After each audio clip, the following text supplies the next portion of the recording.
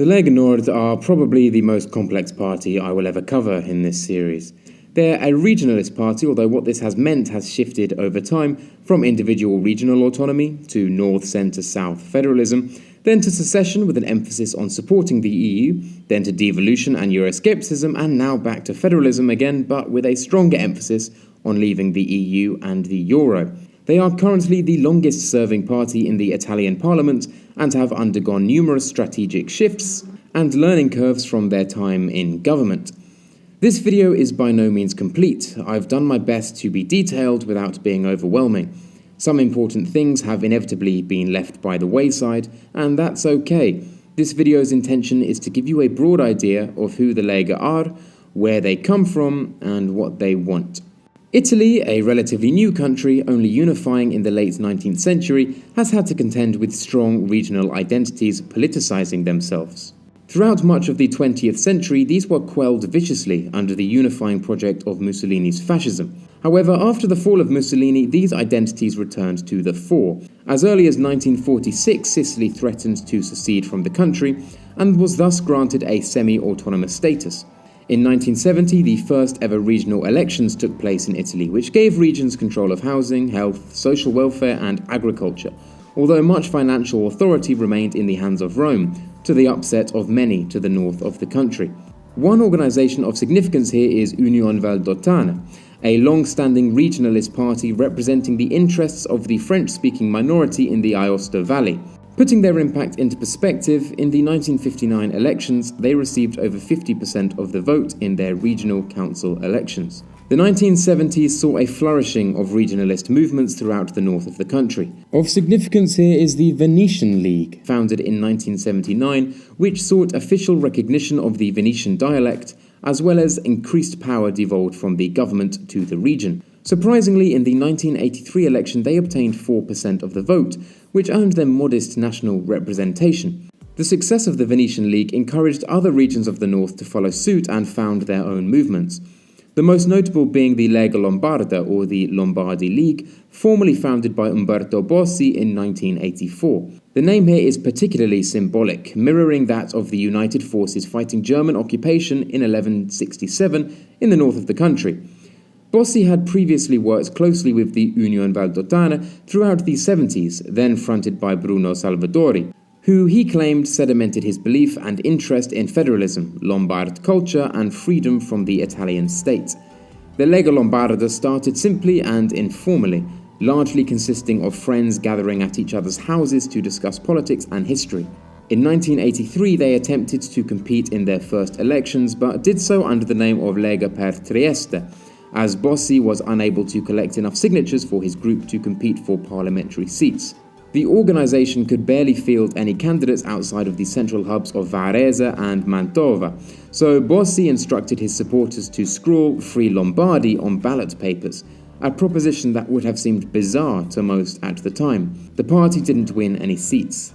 The next elections in 1985 saw a renewed attempt by Bossi, and their results improved. The Lega Lombarda secured 1 seat on the provincial level and 2 on the town council of Varese. However, their real breakthrough occurred in the 1987 elections, in which they earned their first MP. Bossi was now a member of parliament. Then another break came in 1989. In the European elections, the Lega Lombarda earned just under 10% of the vote in the Lombardy region, making them the 4th largest party. Also significant at this time, the vote of the Venetian League and similar regionalist outfits declined in tandem, the result of replete infighting and party splits that decimated their ability to compete electorally. Bossi was already cognizant of this potential threat from within the Lega Lombarda, and thus had preemptively constructed a strong party organisation that privileged Bossi as leader.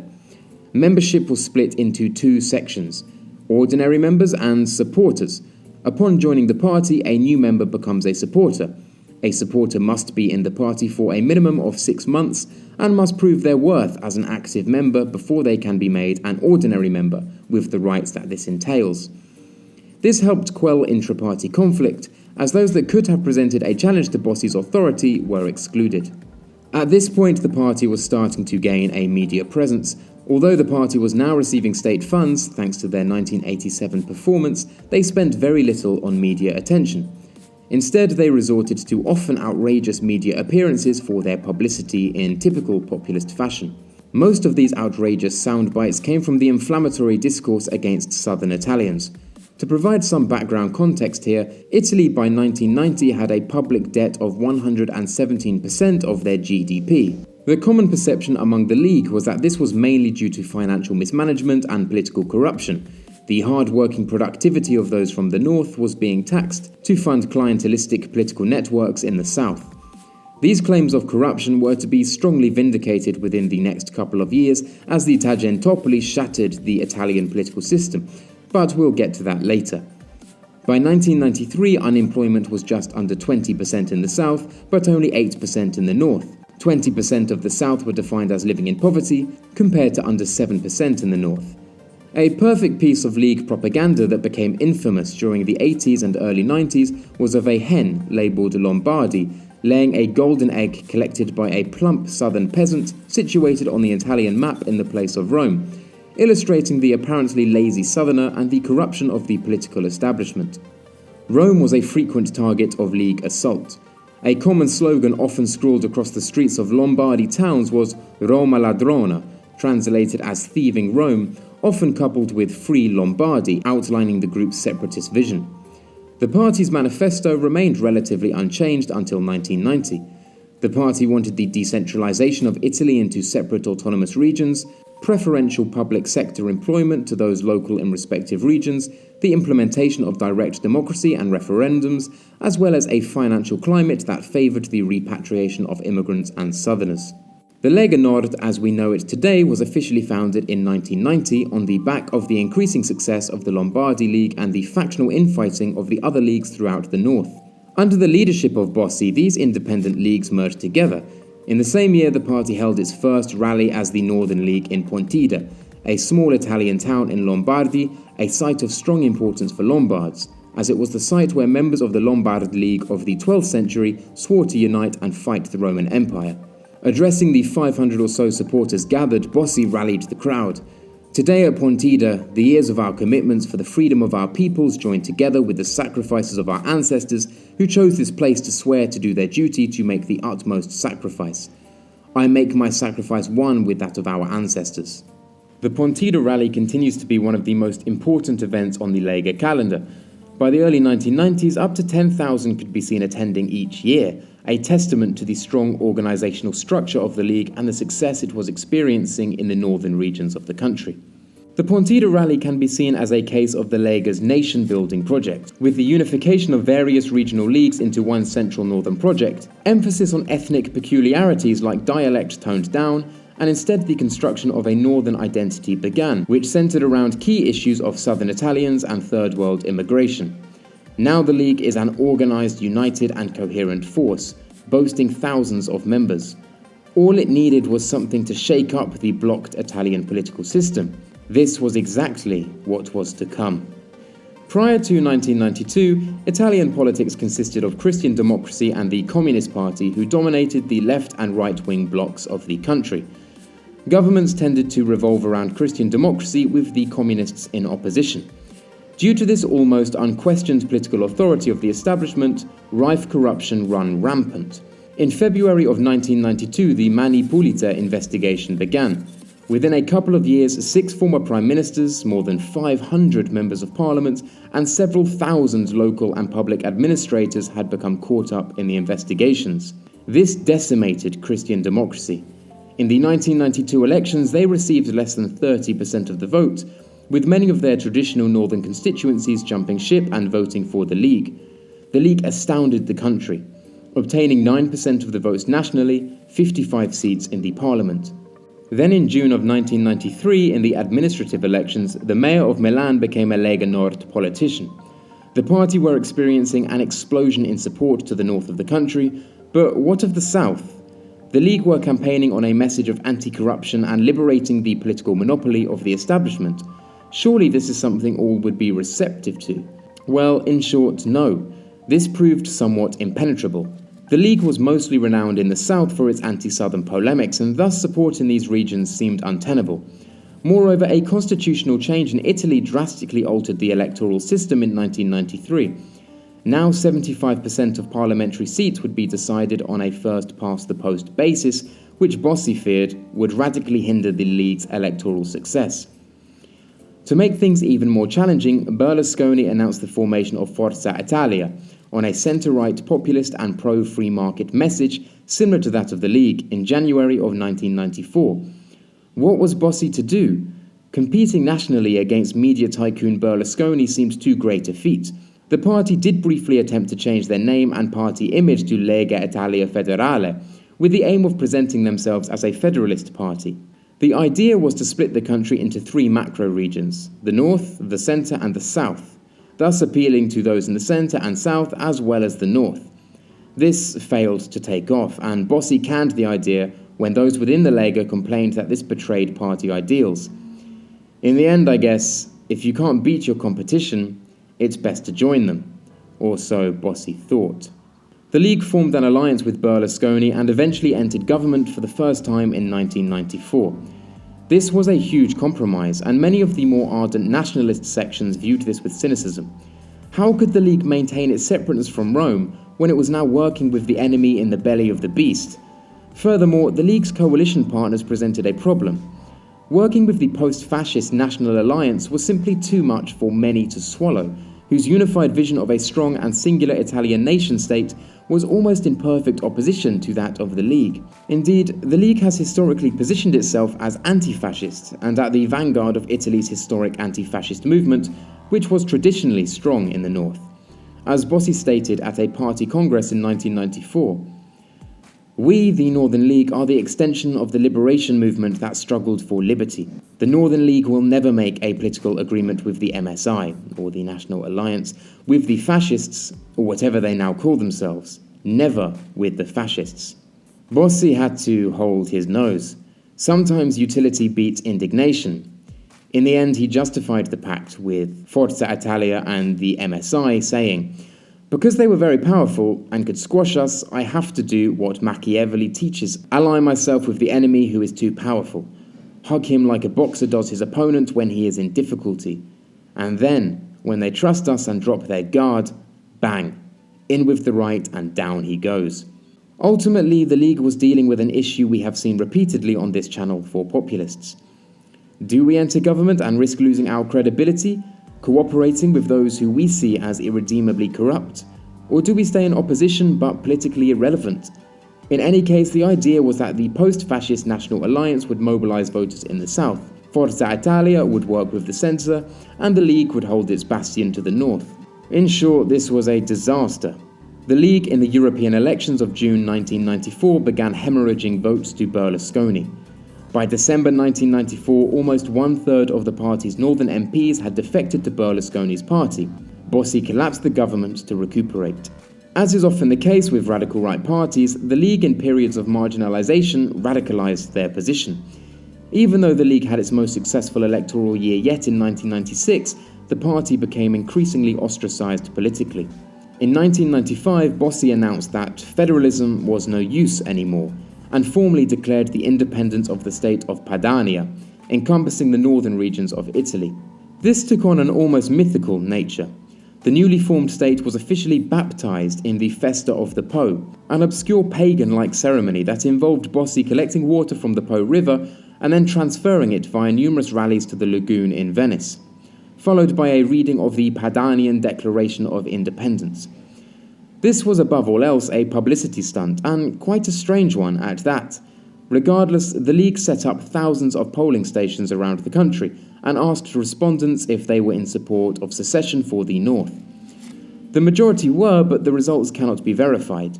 What's important is that millions turned out to vote. This was a monumental display of muscle by the League and a demonstration of their organizational capacity. Although a seemingly bizarre move, it did have its political merits. Federalism was becoming less of a clinching issue for the League.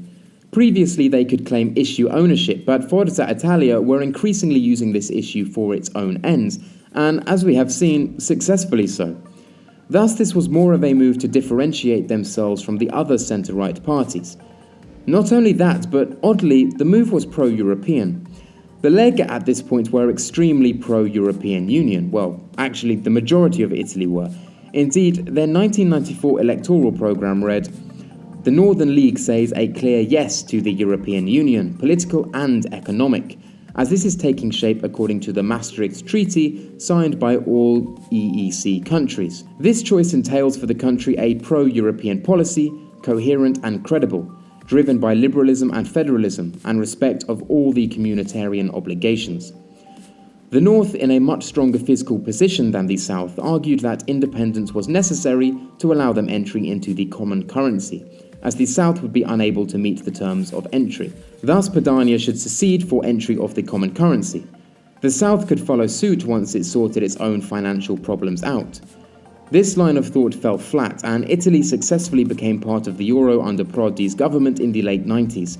The League votes dwindled, with the late 90s being its worst years electorally so far. Despite this dwindling of support for the League, the right-wing coalition led by Berlusconi needed them. Seeing a resurgence in 2000, Berlusconi approached Bossi and the two came to an agreement before running for office together. This was to avoid the same pitfalls experienced in 1994. Allegedly, Berlusconi signed an agreement with Bossi that would entail Berlusconi agreeing to rapid devolution in return for Bossi's enduring support for the coalition. In 2001, Lega Nord were back in government with Berlusconi, the National Alliance and the Christian Democratic Centre, the remnants of the old DC. However, this time things were different, and the result was one of the longest enduring governments of the Second Republic. Bossi aligned himself closely with Berlusconi, but strongly criticised Fini of the National Alliance. This allowed the League to present itself as an insider and outsider. It was able to remain in government to appease the party moderates, seeking a strategy of maintaining office, but also the more radical elements of the party. The National Alliance, on the other hand, were thoroughly moderating themselves and becoming a centre-right party aiming for respectability, very different from their fascist origins. This gave the League ample opportunity to lambast them for becoming like the old guard of politics of the First Republic. Indeed, during this period, the League became viciously Eurosceptic, which further separated them from their coalition partners and gave them space to criticise the National Alliance, who supported closer EU cooperation. As has been the case with other populist parties throughout Europe, Turkish accession to the EU became a strong point of contention. Fini, along with the rest of the government, supported this move. As a result, a Lega MP called him out, stating at a rally in Milan, "You have given up the best aspect of your political past," which was that of defending the identity of your people. This slight against the National Alliance became part of a broader trend that intensified post 9/11, as the party became increasingly critical of Islam and positioned itself as a defender of Western and Christian values in a broader sense. This was antithetical to the League throughout the 90s. The Catholic Church was previously seen as a dangerous centralizing force in cahoots with the Italian government against northern liberty, but it eventually became considered a stalwart against Islamization. In League literature, we find comparisons made between battles of the Christian West against Islam reiterated in our present-day context. Indeed, Roberto Calderoli stated in the party newspaper the need for crusades of Western peoples who still remember the Battle of Lepanto against Islam. A painting of the Battle of Lepanto could formerly be found in the Italian parliament, but was subsequently removed. Mario Borghezio, a top Northern League official, reacted angrily, saying that the decision was an attack against the Christian identity of the country, because Lepanto signalled the victory of a Christian Europe against Muslim invasion. This turn did have an impact on policy, most notably in northern regions where the League holds clout and mayorships. See my video How Europe Banned the Burqa for more information. Nothing too groundbreaking, mostly restrictions on public dress. In terms of policies enacted in government, the most infamous was the Bossi-Fini law that aimed to criminalise illegal immigration and put tougher penalties on those that migrated illegally. However, this was a double-edged sword, as it allowed for the naturalisation of hundreds of thousands already residing in the country. To my knowledge, at the time, this was the largest naturalisation to have ever occurred in Europe. To offset this, the party mobilised extreme rhetoric, for instance referring to African migrants as bingo bongos or blowing out of the water migrant boats, etc. This was basically the Lega's strategy. Although severely restrained in policy changes they could enact, they were able to offset this with increasingly strong rhetoric to appease their base. They were at once separate from governments, whilst at the same time within it. Come 2008, the party was in office again with Berlusconi with a stronger electoral performance, but came to be rocked by corruption scandals in 2011 along with Berlusconi, and the government collapsed. Bossi eventually resigned, and for a brief period the party was led by long-standing moderate Maroni, who was always in favour of governmental participation as far back as 1994. Now Matteo Salvini fronts the party and has embraced a further radical right perspective, forging international ties with France's Marine Le Pen and Geert Wilders and others. This hasn't been without criticism. There are still centrist factions in Lega that support the euro and are more taken by the old guard vision of the mid-1990s. To emphasise the finality of this shift in party perspective, the party logo during the 2014 election became Basta Euro, instead of the more traditional logo in support of Padania. In 2014, Lega Nord, under Salvini's direction, became a founding member of Marine Le Pen's Europe for Nations and Freedom group in the European Parliament. Salvini has succeeded in revitalising the party electorally and has even made gestures to the south. His renewed focus on the EU as opposed to northern independence can be seen as part of this. We could be seeing a renewed attempt at federalism, with the League aiming to garner support outside of their northern homeland. There have been suggestions of dropping Nord from the name entirely. A rally held in Rome, no less, was led by Salvini against illegal immigration in 2015. Now, this is significant. Prior to this, Rome was the enemy, the occupying force of Padania. Now, this demonization has shifted largely to Brussels, and the Lega are mobilizing even southerners against mass immigration. Now, on a personal note, as someone that lives in the south of Italy, I can't say I've ever come across anybody with nice things to say about the League, but hey, let's see how it goes. The Lega Nord are essential to those interested in populism.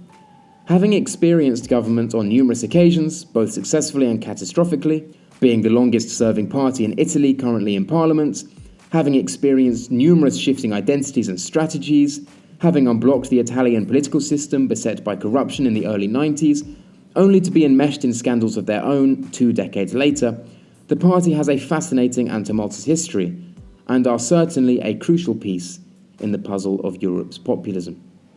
Thanks a lot for watching this video. If you liked it, please remember to click like and do subscribe if you haven't already. If you didn't like it, click dislike and hey, leave a comment, tell me where I went wrong. Massive thank you to my Patreons. Thanks for those supporting me. I really do appreciate it. If it's within your means to do so, please do consider supporting me yourself. As always, thanks a lot, and until next time.